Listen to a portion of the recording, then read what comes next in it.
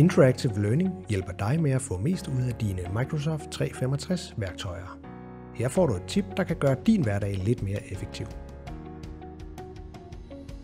Vidste du, at du med Word kan danne en webside ud af dit dokument?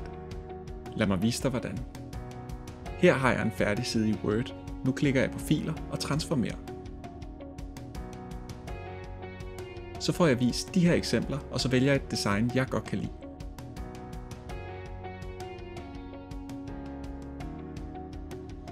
Automatisk sker det her. Nu har jeg denne her hjemmeside og kan nemt dele et link til dem, jeg ønsker, der skal se min side. De behøver ikke engang at have Word installeret for at se linket. Vil du vide mere om vores læringsportal, så klik ind på interactivelearning.dk.